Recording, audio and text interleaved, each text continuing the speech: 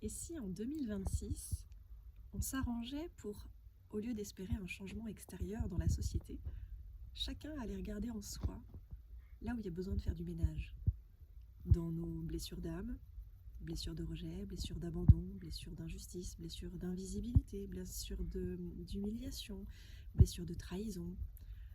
Et si, en 2026, au lieu de regarder une société qui ment en permanence, dans laquelle il y a des insécurités, il y a de la violence, on décidait chacun d'aller regarder en soi ce qui est violent, ce qui est irrespectueux, ce qui est de l'ordre de la consommation plutôt que de l'action inspirante, ce qui n'est pas encore mis en lumière.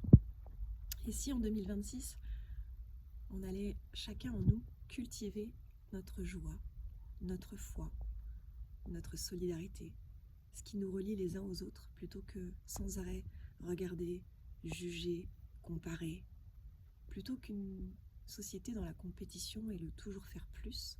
Et si en 2026, on apprenait ce que c'était que l'écologie de l'être, ralentir, écouter, observer, contempler, profiter, revenir au naturel, plutôt que d'être dans l'artificiel.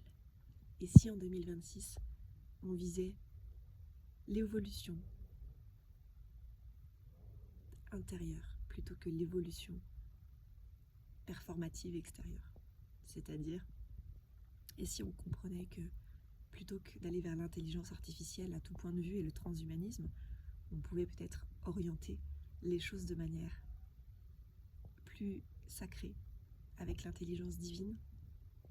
Si ça t'intéresse, si ça t'interpelle ce que je suis en train de te dire, je t'invite à rejoindre l'école de l'être solaire qui ouvre ses portes en 2026.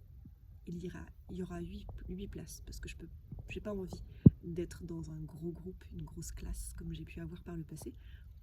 Parce qu'à 30, on peut pas tous avoir notre voix et la parole ouverte, disponible et intime. Donc 8, c'est un groupe restreint et c'est volontaire. Parce qu'ensemble, on va pouvoir relationner, ouvrir nos cœurs, aller découvrir ce que c'est que l'intention, l'intuition, la transformation, la transmutation, et aller cueillir petit à petit en mettant en lumière tout ce qui ne va pas à l'intérieur, toutes nos tristesses, toutes nos colères, toutes nos peurs.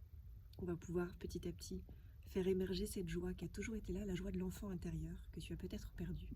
Donc je t'invite vraiment à nous rejoindre en 2026 si toi aussi tu veux révolutionner ta vie, puis ensuite rayonner au monde et inspirer les autres à ton tour.